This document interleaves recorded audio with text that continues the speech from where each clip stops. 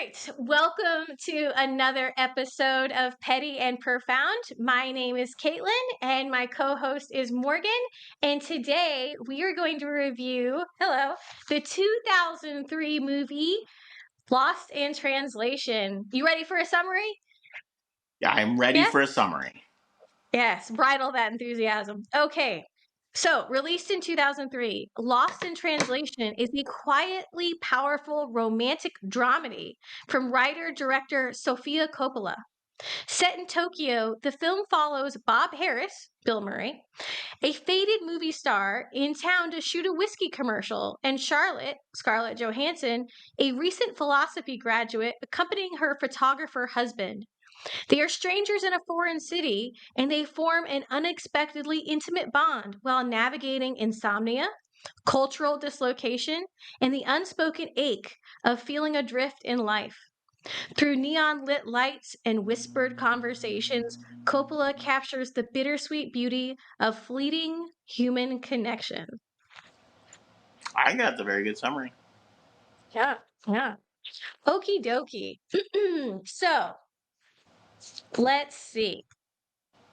Cold open. The beginning is kind of a montage of Tokyo neon lights. You see Bob in the whiskey ad, and Charlotte is gazing out of the hotel window. Like, that's what you kind of get the vibe of the movie, right? So, the whole concept is feeling alone and isolated. What'd you think of when you saw this movie, bro? I struggle with it a bit Really? because the thought I had when I watched it, 20 plus years ago is what's the point? Like what am I supposed to take away from that? And every Huh. time I've watched it since then, I kind of ask myself, did I miss something? Like what? Like what's the point? And I even What's looked the it up. point? This is the first time I've looked it up. I basically was like, what am I missing? What is the point of this movie? And it's sort of where I landed on is subtle connection. Like there's like a subtle connection. It's not well explained, and like that's it. I'm like, okay, well, I guess I see that. Like the main characters, the Bill Murray and Scarlett Johansson, they do have a connection, and it is subtle. And it might even the easiest way to describe the movie and unpack it might be like the final scene. The final scene,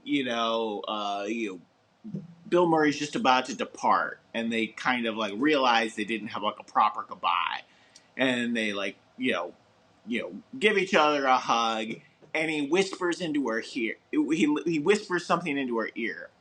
Now, sort of the internet sleuths have tried to figure out, turn up the volume, slow it down, speed it up. No one knows what he Mm-mm. said. It And was deliberately unclear. right. And then I found that out. It's deliberately unclear. So I'm like, oh, that's what it's about. It's about like a secret friendship. It's about a secret camaraderie that we're not meant to understand. It's like, okay, so we're not in on it. I'm like, the whole movie is like an inside joke, and you can see that there is an inside joke. It's just you're never gonna get it.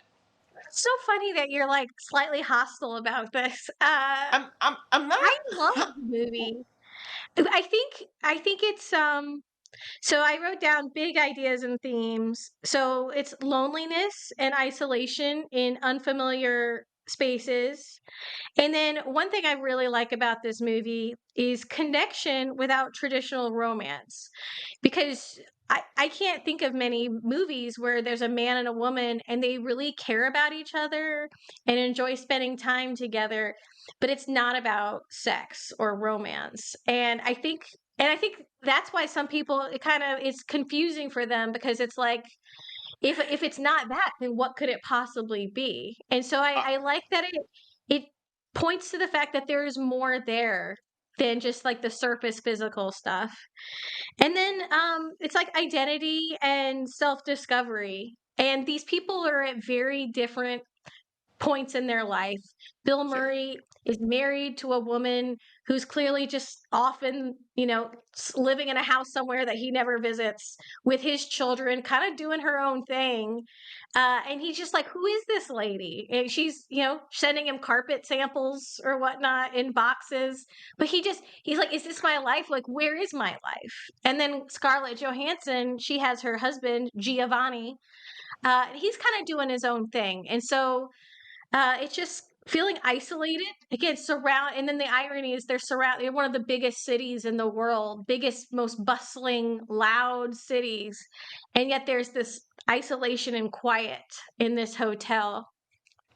And I read So this article where it was Rolling Stone, and they were interviewing Sofia Coppola 20 years later, so it was like a year ago they wrote this, and she was saying she really likes hotels because she stayed in a lot of hotels in her life through shooting films and whatnot. And she says she likes that they're their own worlds, they're these own ecosystems, and you see the same handful of people every day, same characters, and like the world is its own thing outside, but inside this hotel you're completely isolated in this microcosm. And so she always wanted to do a film which was based in a hotel.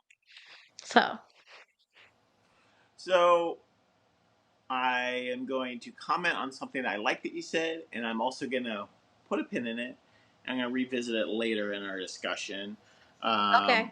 but I like it how you said, it explores, you know, platonic-esque, friendships, because it's not at least entirely physically based. It's clearly an emotional connection. It's clearly sort of, there are no scenes depicted, where they are sort of overtly physical. And I think that's nice. I think that's touching. I think it's you know, I like it that it explores that. So I just want to say I like that observation, but I'm also going to revisit it later. Okay. Okay. I like that they have unforced chemistry. And it's fun to see characters who have unforced chemistry, and that kind of dovetails on what we talked about in the Eternal Sunshine of Spotless Mind, which is sometimes people just click, and I think everyone's experienced that in their life. There's a reason why there's that word kinship, right? Or soulmate, or what's another word? Kindred spirit. That's what I was thinking. And I looked up the meaning of kindred spirit a while ago, and it means like basically from the same cloth, like cut from the same cloth, meaning like missing piece, like, or we connect. And so I think we've all been somewhere at some point in our life, whether it was school or work, where you meet a lot of people at your job, and then once in a while you meet somebody who just kind of gets your jokes or knows what you're Yeah, referring to, or you they just click with. speak your language, and it feels kind of like a breath of fresh air, and you're like, wow, I can have like a real authentic conversation with this person. And I think interestingly that Anna Faris character plays like a good juxtaposition to that, because she embodies somebody who's phony. They say she was based off of Cameron Diaz, though Sofia Coppola tries to poo-poo that because she doesn't want to seem like a jerk. But like, Anna Faris is very nice, but she comes across as very shallow and like not really The interested in the character. The culture. character. Yeah. Yes, yes. Pardon me. Her character. Her character is an actress, an actress playing an actress. Which I have said actors love to do. They love the meta, being ridiculous. But I think, Scarlett Johansson in the movie really dislikes her because she thinks of her as phony and, again, inauthentic. And so that character, Anna Faris's character, was put in there as, again, to model exactly what Scarlett Johansson doesn't want to be and what she really wants to avoid. Yeah. I would also say though that different people are fast friends with different types of people. Like I think her husband is fast friends with Anna Faris, and I think she's fast friends with Bill Murray. Like Absolutely. just there's different types of kindred spirits. They're not all sort of serious, and they're not all Yes. happy-go-lucky. I feel like Yes. the Anna Faris character is very Lovely. extroverted, very happy-go-lucky, very this is sort of what's popular now. She talks about different diets and fads that she's into, and there's plenty of people who like that, and there's nothing wrong with that. And I can There's understand nothing how wrong with she'd it at all. be. Yeah, I think some people would be like, she seems fun. She seems like she'd be fun to hang out with. If your friend, if she's your friend in Tokyo, you could probably hang out with her for at least a week. Have a great time. Sure. Yeah, Yes, but I think one thing that's weird for Scarlett Johansson is how can Giovanni Ribisi, her husband, like her and be, connected with her and yet simultaneously have a kindred spirit or a quick liking to Anna Faris? Because, like, how can you like both of us or appreciate both of us when, we're such drastically different people? right. Right, but they're not in the same roles, Like, how can you Uh-huh. like someone I hate? It's like, well, because they're not they're in clearly different roles. Mm-hmm. Mm-hmm. Okay. What else do we want to talk about? Let's talk about that Suntory whiskey ad. That was pretty great. I think that whole, not a scene, but that segment of the movie is hilarious because, again, I think Bill Murray does deadpan really well. And so, like, one of the funniest parts of that movie is literally the translation moments where he's supposed to say, like, this whiskey's tasty or something. And then there's this translation and they talk for so long, and he's Like just 30 kind of seconds. yeah, he's flummoxed. It's like, is that really what they said? Are they like messing with Yeah. me? I don't know. But Yeah. it, They talk for okay, like 30 seconds, and he's like, what'd they say? And they're like, more intensity. And he's like, are you sure that's all they said? And they're like, yeah, that's it. More intensity. And he's like, right, yeah, right. okay. I thought that was hilarious. I loved it. Another iconic scene was the karaoke night. I think there was some vulnerability through song. Interestingly, they didn't have a song picked out. They asked the actors to pick out a song that they would enjoy singing, so it would be more authentic. So I thought that was good. Um, One thing that was interesting, thinking about character chemistry, is Sofia Coppola was asked about this, and she watched it with her kids, kind of like how you watch a lot of these movies with yours. And she said her children were really disturbed about the age gap between Bill Murray and Scarlett Johansson. Do you know how old she was when this was recorded? Or this, yeah. So this is the thing that I put a pin in earlier in the conversation. Because in the movie, she's supposed to be recently graduated from Yale with It's her 22-ish. 22 ish recent grad. One of the things I found troubling in my research is I didn't realize Scarlett Johansson was 17 years old 17. for the filming of this movie. Now, I say that because the earlier thing you brought up about sort of, oh, it's a platonic friendship and, it's great that, like they were able to explore it. It has a completely different spin when you find out she was 17 when this movie was filmed. And it You just tell. and like not only that, like okay, it's 25 years later, like things are viewed from a completely different lens, and I it made me very uncomfortable, finding that, like, both of them are actors. The movie's very professional, but I was just like. Because in the movie, she makes jokes. Scarlett Johansson, makes jokes like, "Oh, when you were, born in the '50s, or when you had your best movies in the '70s." And when she's, post college, it's hilarious. It's kind of like, a gentle ribbing. But it just has sort of different contexts. So yeah, I found that fact. Yep, yep. And I watched this.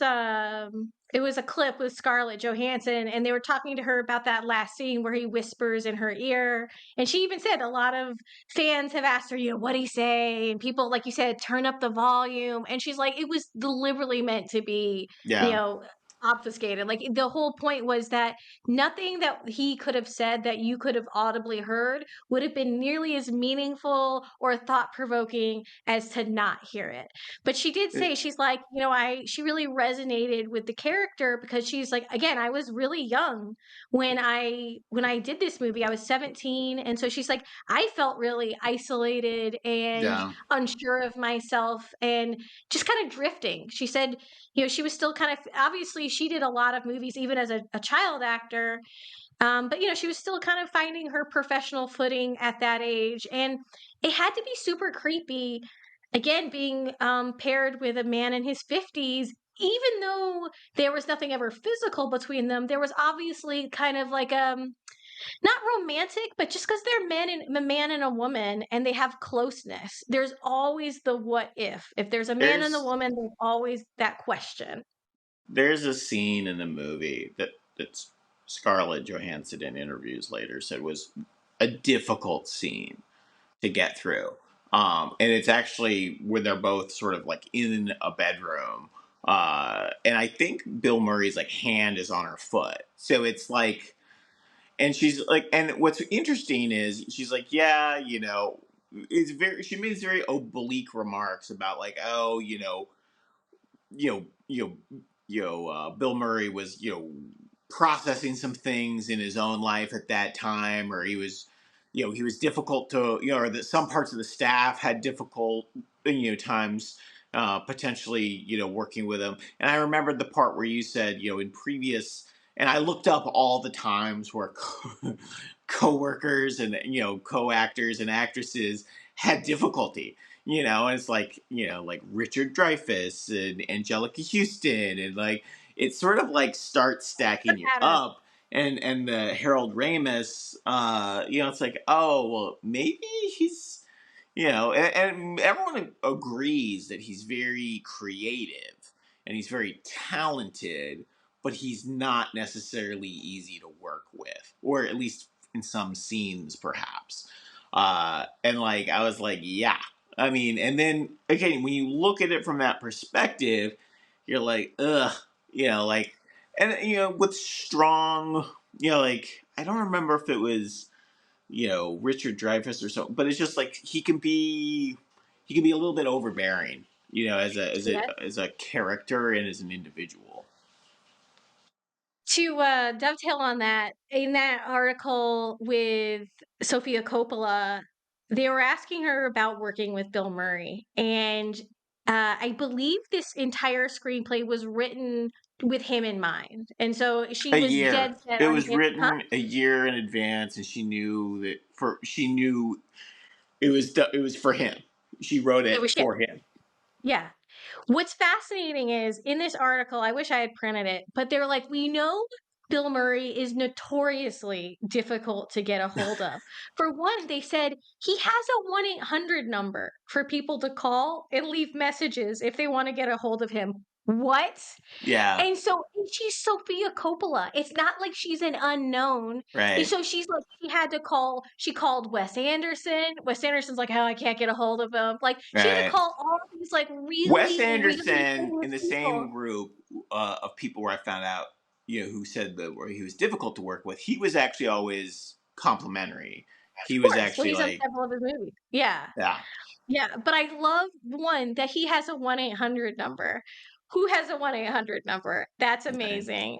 But anyway, so she had to go through like a friend of a friend of a friend, and it was, I can't remember who it was, but like she gave like a really close friend of Bill Murray the script, and Bill Murray actually really liked it.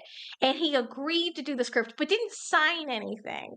So, and he wouldn't let them book his flights. He Yeah, wanted to book it all on his yeah. own. He showed So up on like without the a day, contract. Yeah, yes, yes. And so the day of filming, everyone's like, is he going to show up? We don't yeah, yeah. know.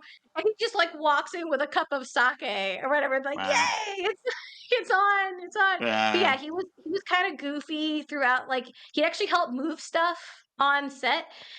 Similar to, I think we said Terminator was guerrilla style. This one was too. They didn't have like licensing or to shoot in Tokyo, so they were just kind of picking up and moving and filming wherever they could, which also increased his zany antics.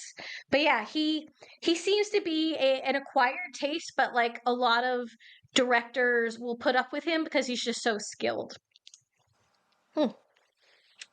All right. Let's see. Let's see. What do you think of the Rotten Tomatoes were, Morgan? What's the I just have critic and then Metacritic. What do you think? 89%. 75 critic. I'm off. And then Metacritic, 91 out of 100. You said you peaked at the budget. Do you remember what the budget was? 5. It was 4. Okay. Do you remember what it grossed? This is insane. It's a lot. It grossed a lot because I just remember looking at it, and here's why. I looked at it and it was like, the budget was 4 or 5, and I want to say it grossed like 60 or 80 or something like that. And I was like, whoa! And one of the reasons it was low cost is, even though All in the she's hotel. what's that? It's all recorded in a hotel Well, mostly. not only that, but they didn't get permits. So Yes. Sofia Coppola didn't get any of the required permits, and like because there were a couple scenes where they're going to like the Buddhist temples or whatever, and like the film crew was almost arrested because they didn't have the right permits. Sacred. Yeah, Yeah. yeah. So yeah, you're right. I mean, like it's not like there's a lot of special effects. It's all filmed in a hotel, so it's low budget. And what was the gross? It was really highly successful. The gross is insane. So it says budget 4 million, worldwide gross 118.7 I million. just remember Wow. it was like when I looked at it, I was like, this is amazing. Yes. I knew it was over nuts. 10. I know it was over 10x. Yes, that's crazy. And Academy Award for Best Original Screenplay. Yeah, And it had because I 3 looked other up this one nominations. and the last one we did. I was like, oh, clearly Caitlin has a type, and it's I do Academy have Award winners. I like my thoughtful screenplays. Let's see, what other And things do also, I have?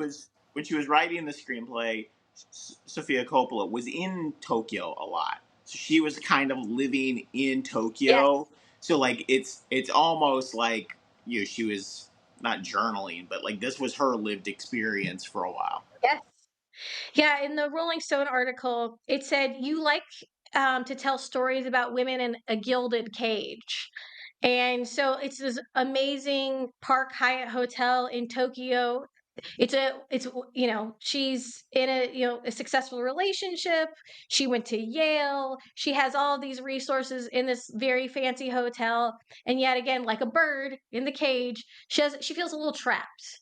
And so again, it seems like that's what Sofia Coppola was trying to convey in her like journaling experience when she feels stuck in hotels. And I imagine, I've traveled for work, and hotels are so lonely. They're so quiet.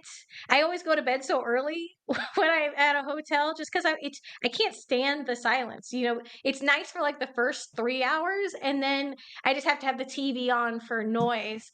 And I imagine, when you're a screenwriter and a creative, you kind of fantasize about like, what if I met a stranger here that like I could just share all my secrets with and understood me, and we could kind of like pal around this hotel together.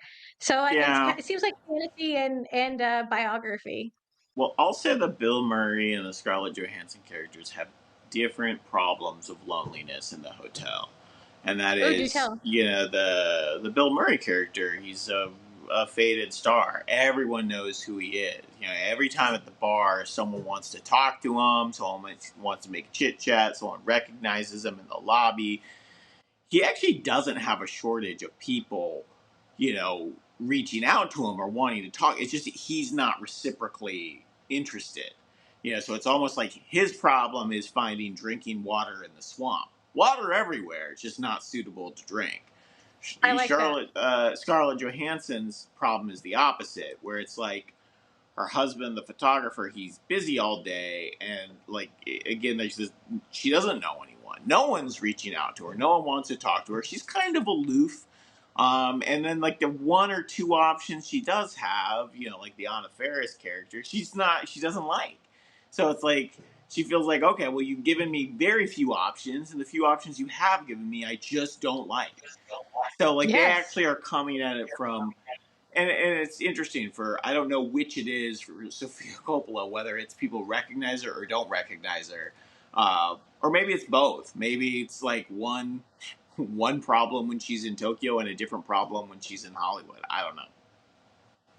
In the article, they were asking her, she said, she hadn't watched the movie in like a decade, and then she rewatched it with her kids uh right before they were going to go back to Tokyo and stay at that exact same hotel, and they gave her the same room that was Scarlett Johansson's room, and she's like, they haven't changed a thing, the wallpaper is exactly the same, pristine, but she was like, it was kind of creepy that it was like identical. But they said, are you like a star there? And she's like, no, nobody knows me there, and I wasn't a star at all. But yeah, I actually really like that perspective that you said. Like his loneliness is, no one's really wanting to get to know him. They just see him as this actor, this star, and they're really deferential to him, almost cloyingly so. Whereas she wants somebody that she can have, like, again, an honest conversation with, and she just feels isolated and lonely. Yeah, I like You that. ready? And I think with Bill Murray, I think he's like, who the woman that I married, what was the last time he saw her? Like, what kind of connection does he have with her? And was it ever there? And, now she just wants to talk about, house remodel stuff. And so he just, What again, just kind of on his own island.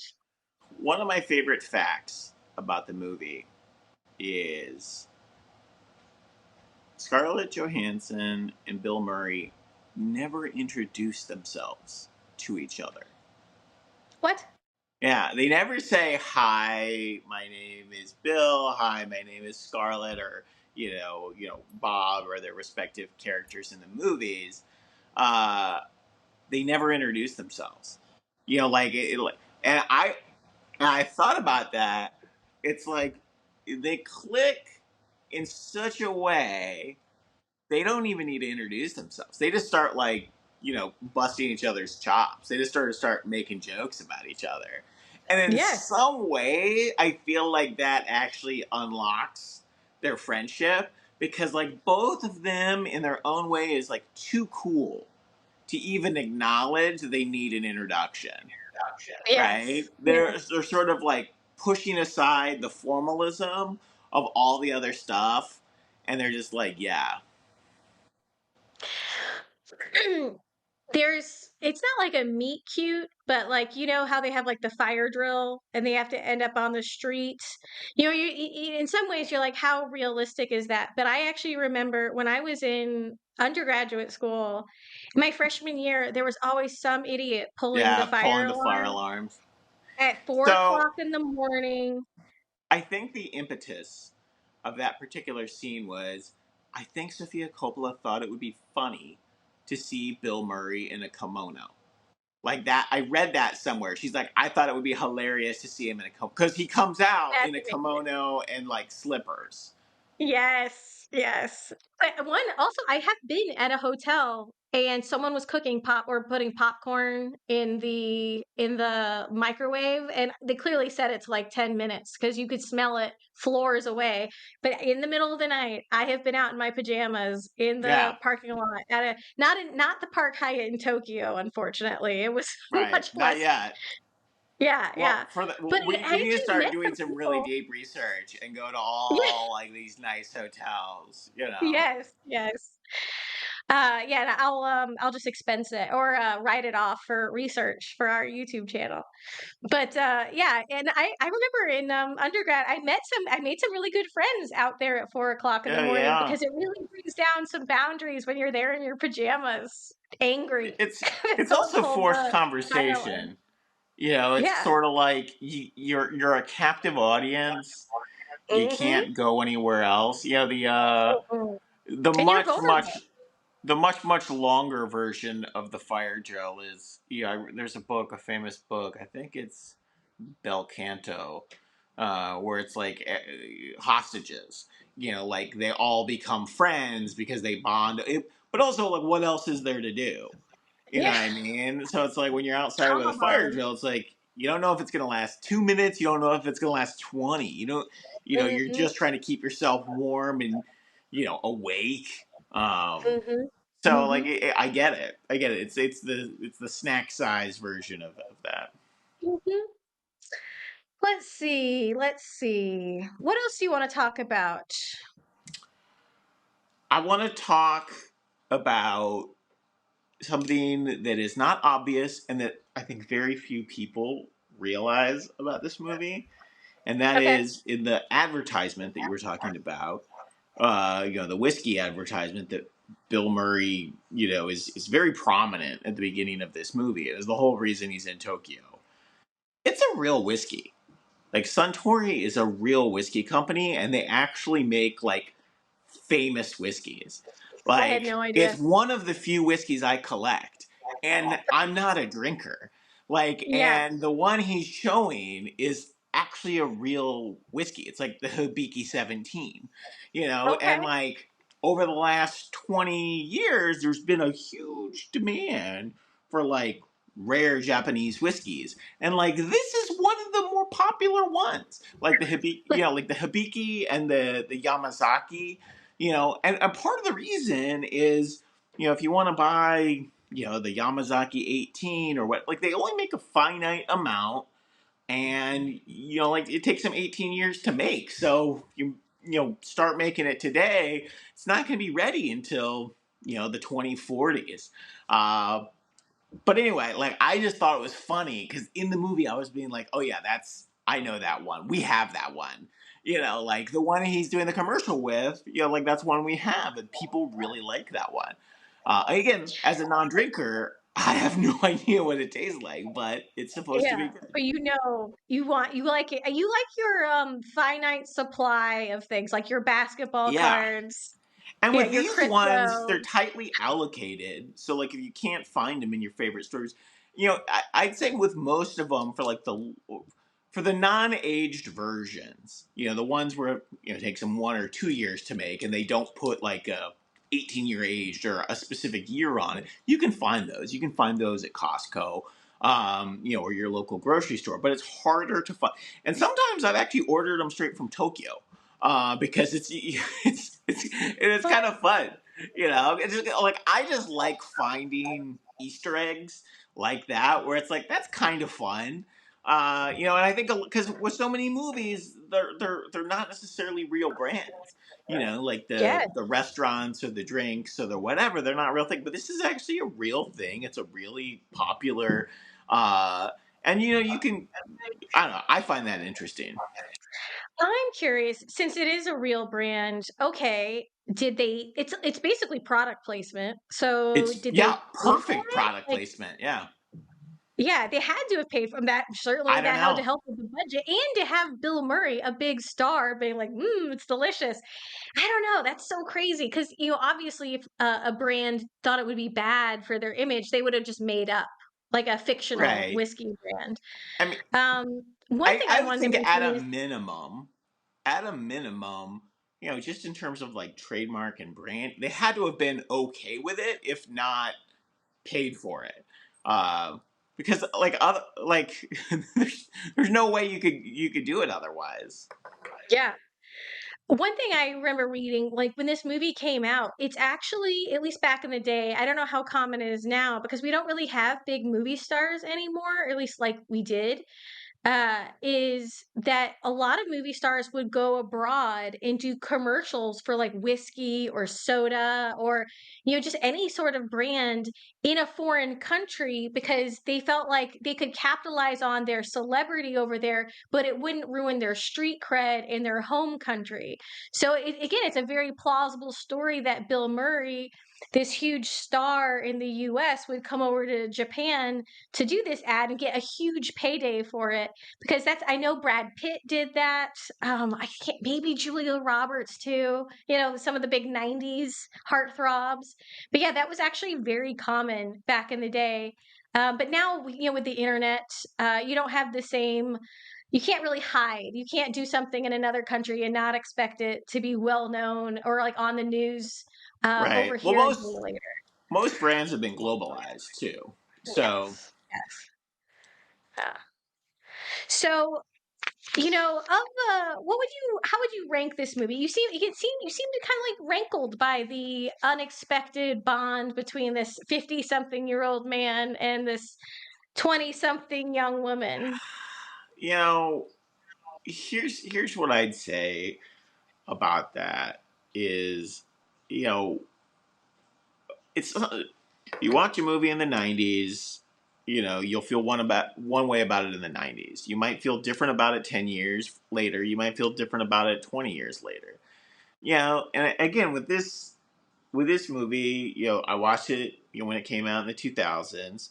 I think I think the biggest thing is, it's sort of, like the secret friendship, it's almost like making a new best friend when you're away at Yeah, camp for a week. But there's just like, instead of it being camp, it's they're grown-ups and one of them's famous.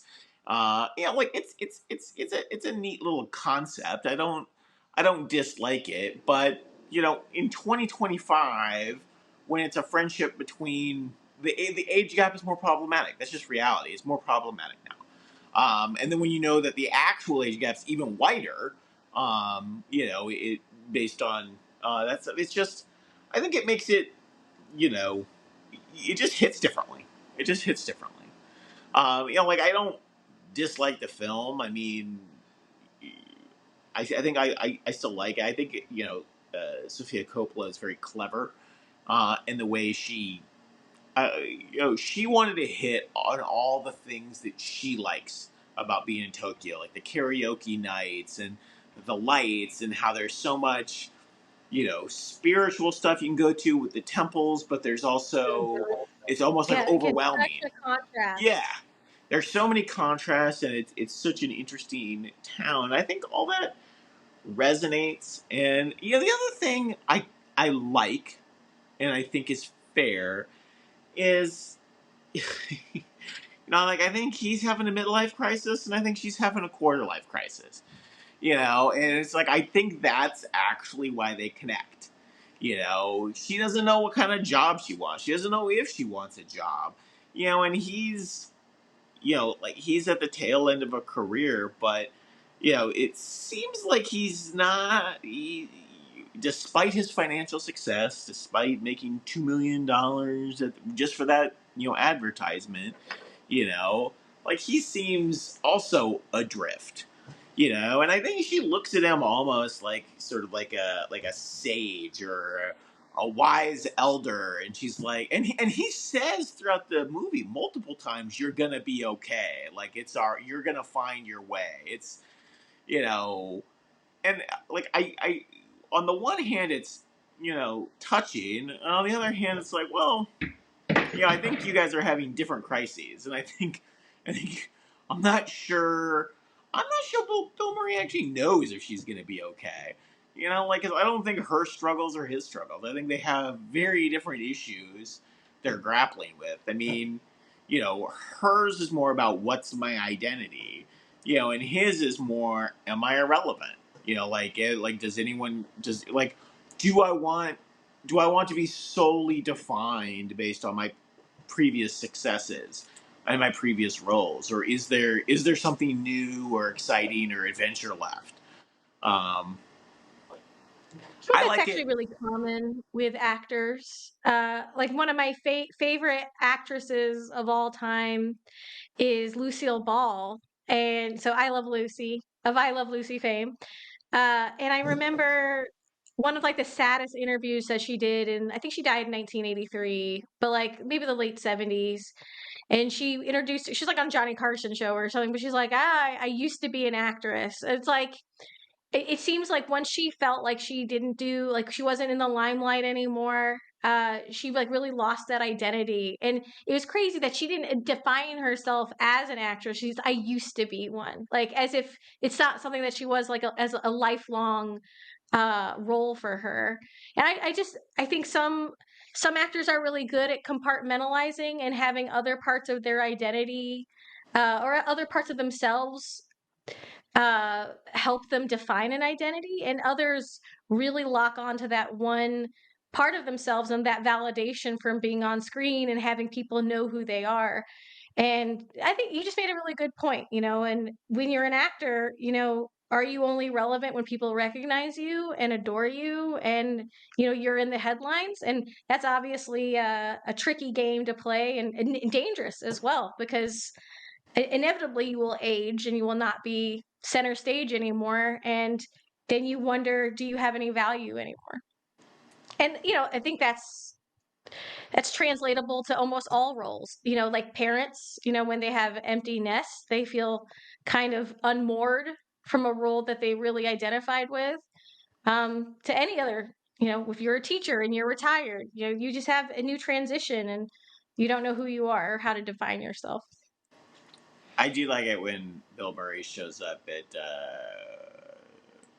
Scarlett Johansson's place, and he has like the bright orange camouflage shirt and like the white pants, because it's sort of like the midlife crisis in outfit form, and that's the first thing Scarlett Yes. Johansson says. She's like, "Oh my god, like you're wearing that, like we." Yes. And he immediately flips it inside out because he's Yes. like, "Yeah, I thought it might be too much," but it was like he's trying so hard, like, and for Yes. him who, like, when he's walking around 97% of the time, and even he's like too cool for school, he's acting like he's too he doesn't care at all, but in that Yeah. moment is one of the few moments where he's trying too hard, Mhm. and it's really showing. So, like, I thought that was funny. I thought that was endearing.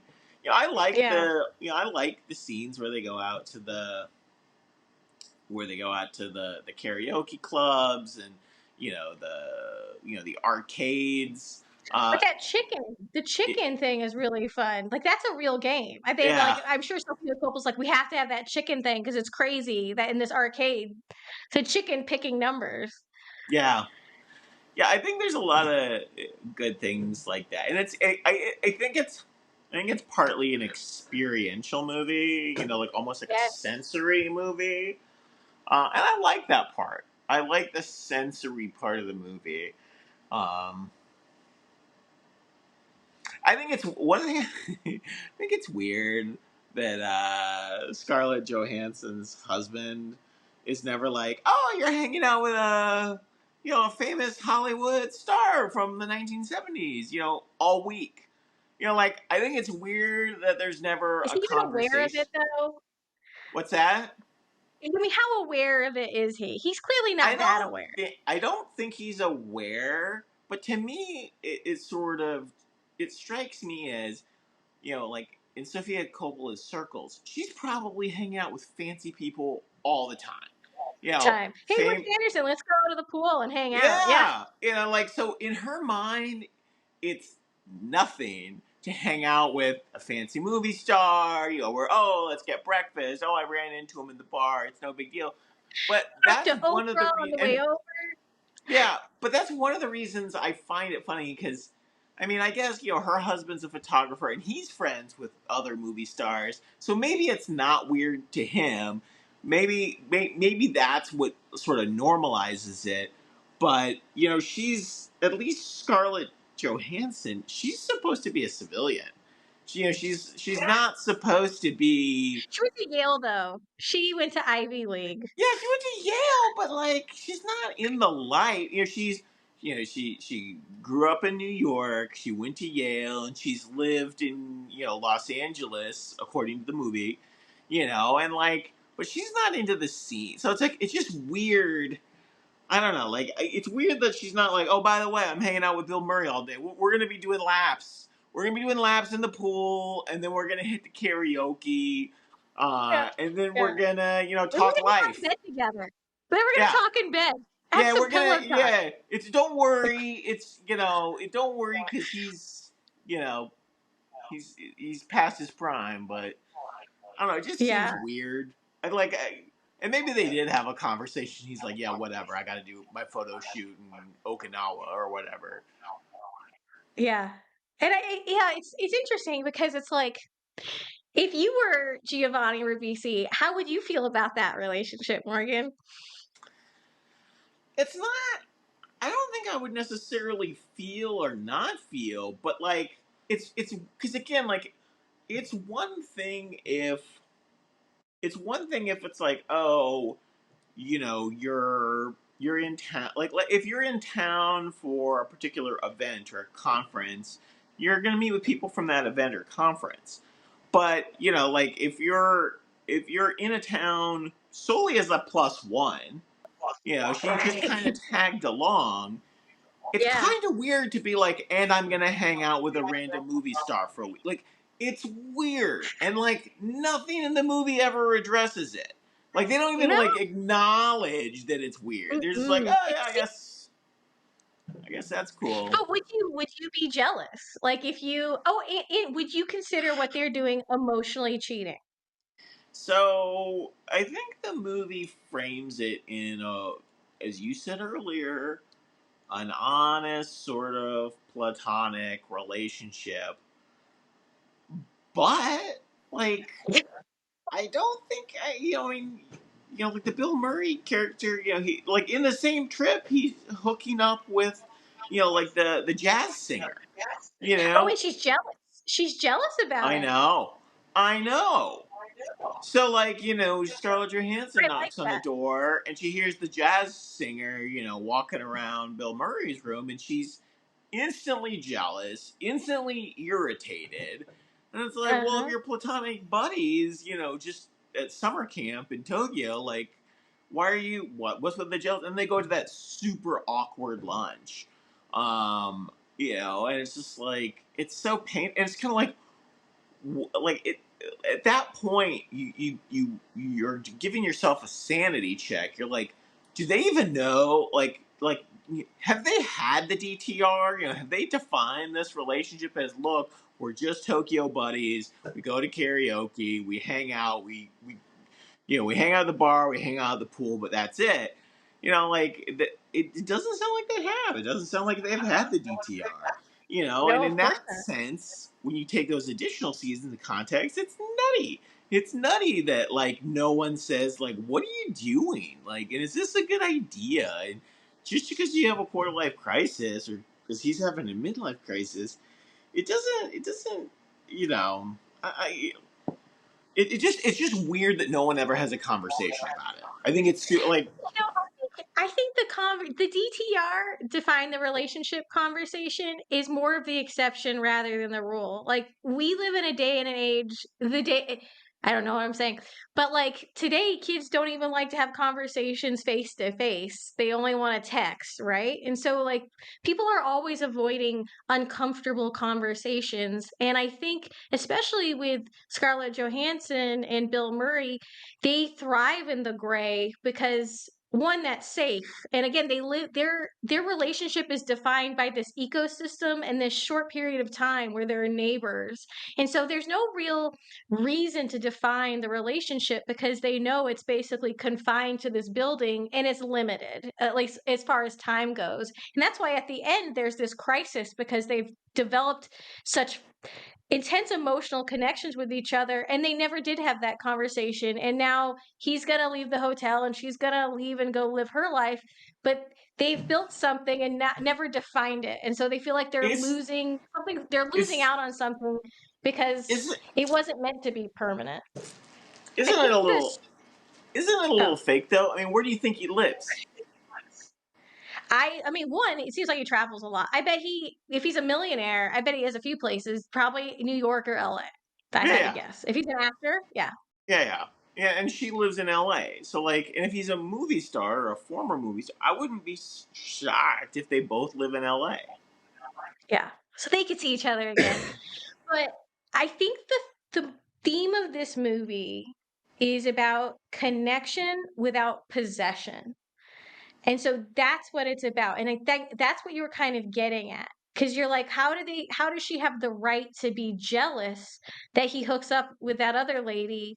But she is jealous. And is it a romantic jealousy, or it's you? But again, that it's without possession. And when you're in a romantic relationship with somebody, it's very black and white. If it's traditional monogamous relationship, that like you It, belong to me, or like our your it, romantic life is connected with when mine, and we're linked up, and I have a so right to be jealous. Hmm?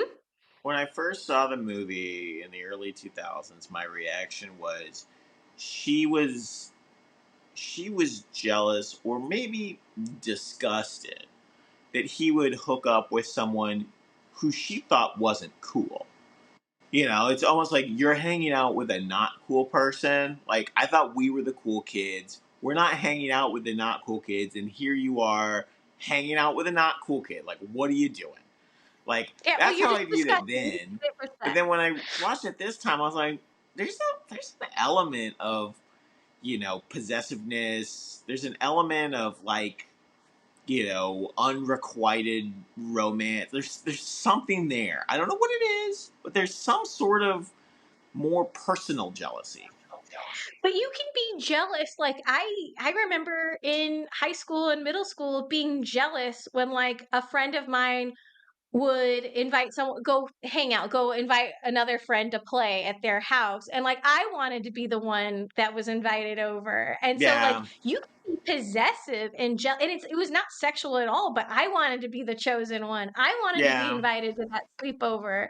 And so and I think that adds to the confusing element, because it's like you are an old man, I'm married, you're married. We aren't having a romantic relationship, but just because I'm a woman and you're a man, there's that possibility. There's always the possibility. It's physically possible for us to have a sexual relationship, and we have feelings for each other. And I think she was almost surprised that she was jealous. And like again, that was a very uncomfortable for her to like have those feelings. And but I'm I think it was necessary to have that element in the movie, because it was kind of a catalyst for her to acknowledge, or at least for the viewer to see, that there were those murky feelings there. yeah. And it also sort of in contrast to the scene where they're across the bar from each other, and she's like rolling her eyes. She's like making fun of the jazz singer, like, "Oh boy, like here we go." Um, it's sort of it's a little bit of a betrayal, like because like we Yeah, were she making wants to joke. be special. She wants to be special. Yeah, Sorry.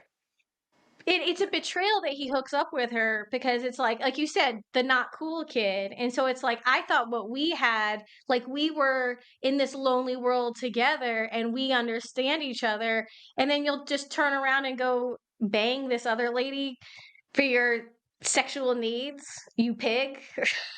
I don't yeah, know. yeah. What?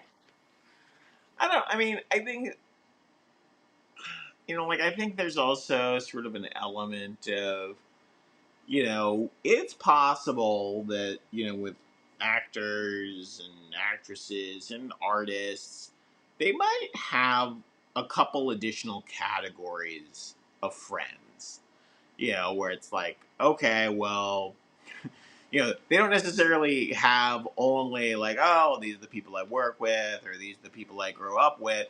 They might also have like, these are the people who have like, very big ideas, or these are the people that inspire me, or these are the like. I wouldn't be surprised if some of these people, it's like, in artistic circles, if it's like, look, we're going to talk about, like in the movie Scarlett Johansson's husband, and with the Anna Faris scene, she makes a joke about, oh, my pseudonym for staying here is Evelyn Waugh, and Scarlett Johansson's like, well, that's a terrible pseudonym, or that's a terrible, because it's like the wrong, it doesn't fit, and because obviously she's read all of those novels, and she's familiar with not only who the pseudonym, but the actual author and probably their biography.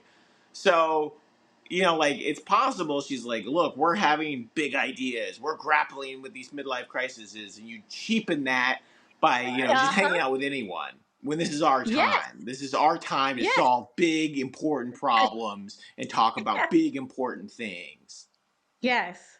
Yes, yeah, but again, it's ironic though because it is connection without possession, and yet she's still inclined to be possessive and see their relationship as exclusive. So again, I think that contributes to Scarlett Johansson's quarter life crisis because even this special little secret she has isn't isn't just hers to have, right? Because Right. he's married, he's gonna have relationships with other people. It's not just this secret thing that she can hold on to and no one else can have.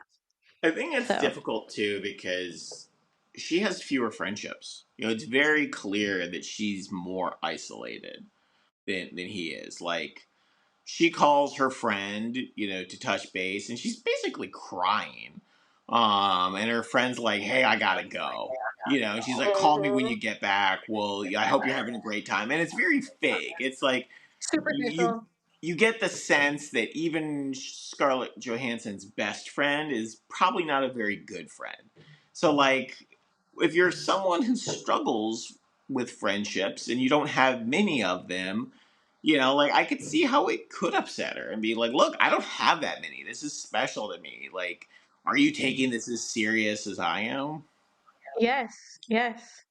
And again, I think why I like this movie is because again, I feel like so few movies actually talk about unspoken connection or people feeling lost, without big explosions or, superpowers. I think it deals with very human emotions. Everybody has felt lonely at some point or another. And, if you read the news, we're kind of in a loneliness crisis in this country and the world. Like people have fewer friends than they've ever had. um you know Kids are often not even dating or having a single boyfriend or girlfriend until their mid to late 20s now. So again, I think these are very human problems and I'm shocked that more movies don't explore it. And so, and again, But I think but we've let's all let's been pull that lonely or apart. finally met somebody who understands us or who can, gets our jokes or understands what we're referring to. And again, it feels like a breath of fresh air.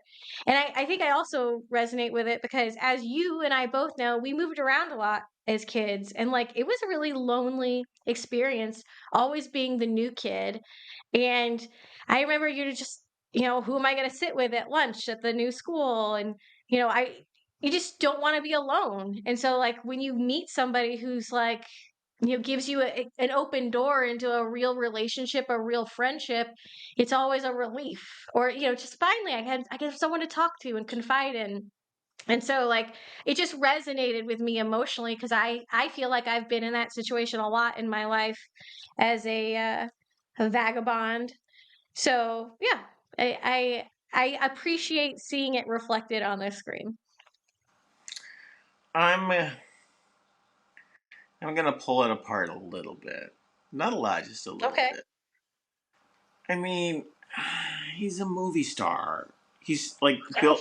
He's like the least relatable lonely man. Like, again, like at every He's bar a he goes to, fading at movie every star. Fading. what's that? Fading movie star. But even then, like, he could have a million buddies. Like when he's there the first night, like the college bros are like, "Oh, are you Bob so and so? I loved you in this," and he just walks away. I mean, like, he's if loneliness is his problem, he's not trying that hard. And it's like I don't know, like it's hard to find him relatable. It's like, oh, he'll talk to Scarlett Johansson, he'll talk to like the jazz singer, but like like does he's really not reciprocating any type of conversation, like the entire, and a lot of times he's just downright rude. Like sometimes people will be talking to him, he's like, "Yeah, I gotta go see about a thing," and he just starts Yeah. walking off. It's like he's the least relatable alone Well, a lot person. of people who are lonely are grumps. But you can be lonely and unfriendly at the same time. Yeah. Um. And I think the Scarlett Johansson character is lonely, but it's a different type of loneliness. Her loneliness is sort of the loneliness of, a lot of education, a lot of refined tastes, a lot of, being really well read, and, like not necessarily feeling like she has, a lot in common, with folks. And again, like, she's, like, she's in Tokyo. A lot of people don't travel to Japan. A lot of people never visit Tokyo. She has a successful husband. She's already married at a really young age. It's like her problems are not problems to most people. Like they're very, First world uh, problems. yeah, like exactly. Like both of them are sort of, you talked about how she Sofia Coppola likes writing about the canary in the golden cage. They're just different golden cages. Scarlett Johansson's Gilded. sorry, Gilded. gilded cages. Hers are, oh, look at my first world problems. And he's like, oh my gosh, I'm so successful. It's hard to find genuine friendships because it's like, come on.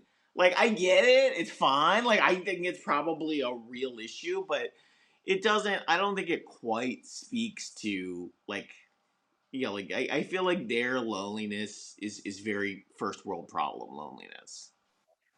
Yeah, yeah. That doesn't mean I don't think it's any less interesting to watch. I still appreciate it. Morgan wants I, people in the trailer park meeting up and having lonely no, chats. it's just, I don't know. Like, I don't want to say it's more than it is. And the other thing it's interesting that the movie doesn't expressly state, but it's worth a question, is like, is it possible that they don't they think their friendship is transcendent. They think their friendship is more important than some of these other things. Like their friendship is more important than like the jazz singer hookup, and that's why they don't hook up. Like it transcends age, it transcends time. It's a transcendent friendship, and like they want to protect it. Like I think that's possible. It's a possible interpretation. But I think if that's true, I think after the movie ends and they go back to New York or Los Angeles or wherever they live, I think they at least have to be pen pals. I think they at least have to like talk once or twice a year. Because that's Maybe. But yeah, that my big unresolved question in the movie is, do they stay pen pals?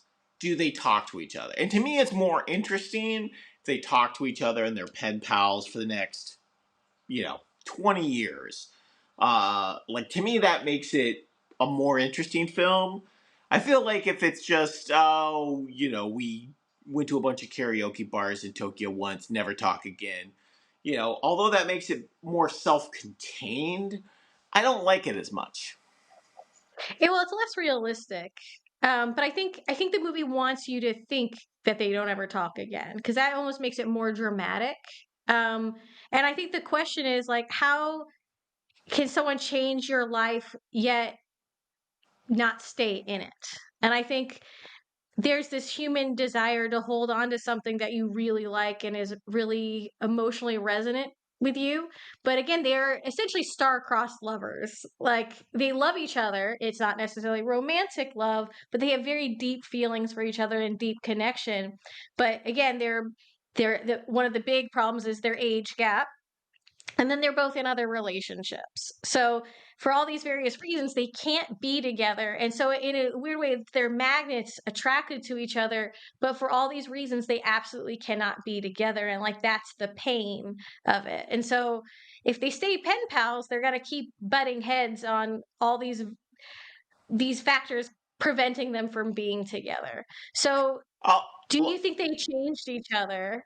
And do you think it's you're able to have someone change your life and then like let them go and not have them be in your life going forward? um, well, it's a loaded question Sure. because I think it's certainly possible for people to have that. I don't think I'm the type of personality that does that. I think I'm more likely to be a pen pal. I think I'm more likely to write letters and follow up and be like, "Hey, we haven't talked in 2 years. Would love to catch up. I'm in town. Let's grab a Starbucks." like I think that's generally more my personality, but I think tons of people, have like, Yeah. oh, it was the best summer of my life. We swam every day in lake whatever, and then we didn't talk for 17 years. Like, I think that happens all the time. It's just not Yes. me. I'm more likely to Yeah. write an email and never get a reply, or send a text and have it left on read and be like, all right, I guess maybe I had more fun that summer than you did, and that's okay. Or Yes. maybe you're Yes. busy. I don't know. Yeah. Well, again, I think, and we've talked about this many times, I think that's also because we moved around a lot. And so like I feel we met a lot more people growing up than most people did, most kids did. And so I think at least I'm always wondering whatever happened to, So and so. Sally, who I knew in the 4th grade. I want to catch up with her, or, I'm always wondering whatever happened to so and so. And obviously, with the internet, it's easy to like Google somebody or look on Facebook and kind of get an idea. But I'm always wondering, like, hey, should I reach out to that person and see how they're doing? I'm always wondering about people, oh, I sat next to this person in 7th grade science class. Let me look and see what they're up to. I don't know. Yeah, I mean, I like following up with people, but I think there's plenty of people that are like, nope, if it hasn't happened in the last 2 years, Yes. you know, I don't know, but like, I don't mind it. I get it. Like, I I guess I could. remember, oh, sorry. I think a lot of people are so much more pragmatic, almost like heartlessly pragmatic. I remember right before I moved to Chicago, I asked somebody, it was like a week before I was going to move. I was like, hey, do you want to get lunch? And I kid you not, it was just a male platonic friend, but he was like, why? What's the point? You're moving. And I'm like, what are you doing? Like, I Yeah, just wanted to get pizza. I'm here now, and we've known each other for years, and we were in, like, the same political science class, and I don't know, it might be nice to have a lunch with a friend, but yeah, but you're moving. Like, why would I wanna invest in a friendship when you're moving? And I'm like, "Ouch." yeah. That I mean, hurt. I think for anyone that's moved around a lot, I think they've had that moment, the what's the point moment. And I think there's two different types of it. I think there's the one you haven't left yet, but you're gonna. So, they're like, okay, well, why would I have lunch or whatever with you when I could be investing in the future? And then there's the Yeah, second one after you leave. After you leave, you're no longer there physically, but you could easily write an email, a text, a letter, a call. And I think people, I think people treat it similarly, in the sense that, like, if you're not stopping into town, or you don't have a trip planned to visit, or there's no future context, people are much less likely to return that, or at least kind of give it full treatment. And like, since we moved around so much, I remember I added it all up, and it was like, what, like 35 different addresses in my first 21 years. It was over 30. And it's like, that's a I get lot. it, but I guess for me, it's just like, because I'm constantly, for us, like, one, why not? And then two, like, we're moving around so much, maybe we'll move back, maybe there'll be other contact points in the future. You just don't know. But I think a lot of people are like, nope, I'm gonna stay in my lane, and you're no longer in my lane. You're 2 lanes away, and I'll never see you again. And it's like, Yeah. okay, like, I get it, but it's a little bit of a lost art. I think, if we're being honest, I think most people don't want pen pals anymore. I think most No one people don't wants that. I want, like pen pal. I want yeah. pen pals. I think most people I don't want want, pen pals. yeah. I mean, like, when was the last time you got an email, a non work email, that was like more than a page in length? You Oh, know? more than a page? I don't think I've, aside from like breakup emails a decade or more ago, I don't think I've ever gotten a long email from anybody. Yeah, but like that Seriously. just, yeah. Again, I don't know. I mean, I think that where we are at, Oh, it's totally a lost art. It is a lost art. well, it's just Yeah. kind of like, I feel like most, I feel like most conversation nowadays are like, are we gonna meet there? Are we gonna hang out? Are we gonna go on this run? Are we gonna grab coffee? Like, I need actionable stuff now. So I can plan for the next 6 to 8 weeks, and your role needs to be clearly defined. Like, there's no Yes. people don't. Yes. Okay. Here's another example. I was in grad school and this guy I was friends with in undergrad, all purely platonic. We were just in a lot of classes together. We had really good conversations. And I met him in my dorm freshman year and like lost touch. And then like a year before I moved away, I was, looking on Facebook and I sent him a message and he got married really early, like right out of undergrad. But I sent him a message like, hey, haven't talked in a long time. How are you doing? And I kid you not, the response was like, I'm married now. Like, Right. We do excuse, not talk like, I'm anymore. sorry. I really just wanted to know how you were Right. doing. I'm like, Yeah. does everyone I think that if I like send them a message like, "Hey, right. how are you doing?" But it was like, Uh, it's not like I was like, "What are you wearing? yeah, Let's go on a yeah. date." Listen. It was really, "I'm okay, Right. but I need to know I'm married." I'm like, "What Yeah. the?" So everyone, Yeah. it's people are very like, is this a romantic play? Are you here to get lunch? Are we going to be friends? Like they're so Right. practical. Like no one just wants to have a conversation to have a No. conversation. It needs to be leading somewhere, or they think it's leading somewhere. Right. But no one, everyone's very suspicious of just conversation for conversation They purposes. do not And I, like I chit remember chat. thinking like I was kind of offended because I'm like that is not where I was going with this. Right. So yeah, I thought that was hilarious. Yeah. I wish you would have said, "Listen, homewrecker. I'm married now." Nice try. Really? Really? Yeah. Yeah, so funny. I think Yeah, I'm married. Oh, what? What? I think a lot of the loneliness stuff is partially that. I think there's a lot more walls now. And I think there's also a lot less or a lot smaller social networks. Like people. I read somewhere that just like social clubs. Oh, Like, yeah. I mean, think about like bowling leagues or like like just sort of very innocuous sort of social things. Um, are much less common. There's a ton of things that are competitive.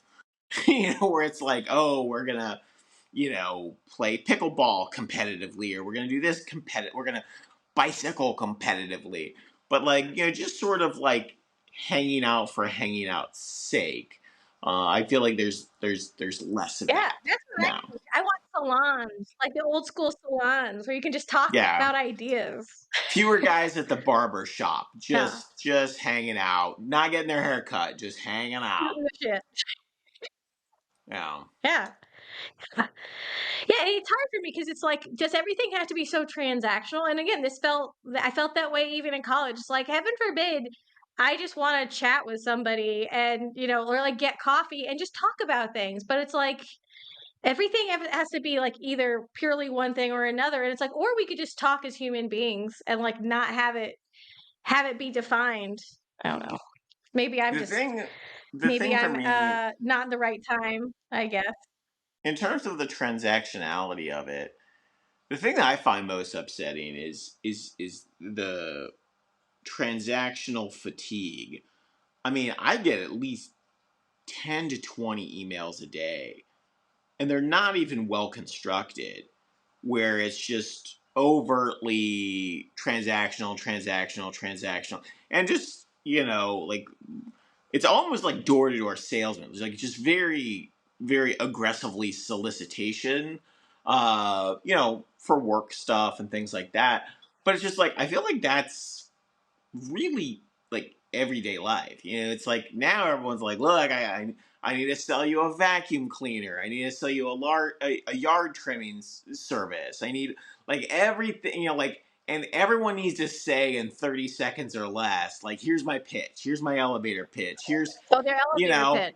Yeah, and even friends, like friends or whatever. It's like they're trying to do like an elevator pitch. It's like we're gonna bass fish together. We're gonna like we're gonna do this together. And it's just like it's very encapsulated, and like nothing's ever like, oh yeah, we're just gonna talk about stuff. We're just gonna talk about movies that we like with someone that we like talking about. Which is what Like we're doing now. that's what I'm saying. That's unusual. Like Yeah, people, that's why I want to do one this of the because reasons I like this is because like people don't always get the time. They don't set aside the time to be like, look, I'm gonna geek out and talk about stuff I like with people I like talking to. I'm gonna make that a priority. That's we. I mean, like that's now unusual. yeah, that's our MO. That's why we're here. Yeah. Uh, well, this is fun. All right. What would you Wait, give wait, wait. Lost in How, Translation out of oh, 10? I have a follow up question for you. How many times you think in your life have you like instantly clicked with someone? Like instantly clicked with someone and like sort of like, Oh,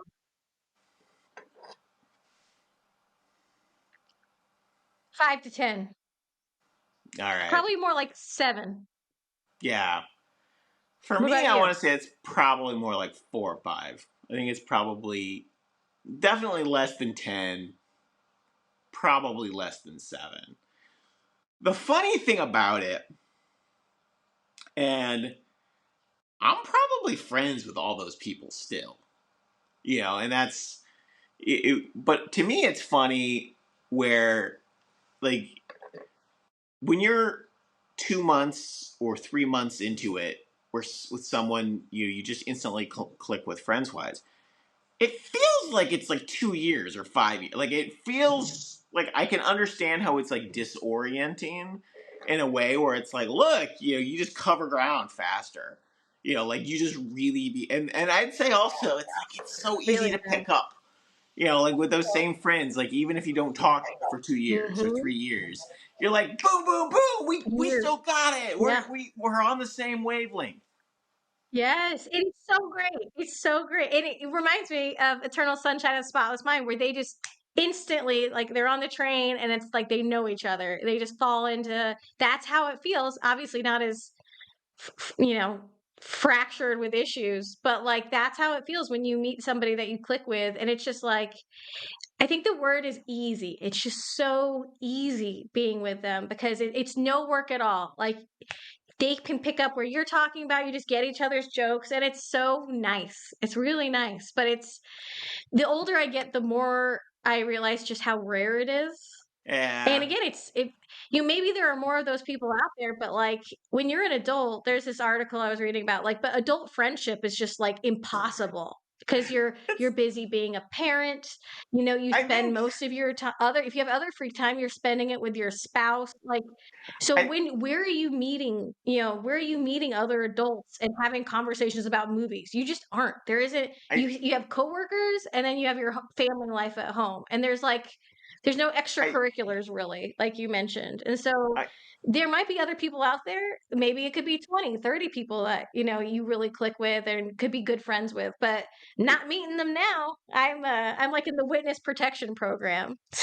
I think for me anyway, it's about quality, not necessarily Oh, you're clicking out. quantity. What's Yeah. that? Am I cutting out?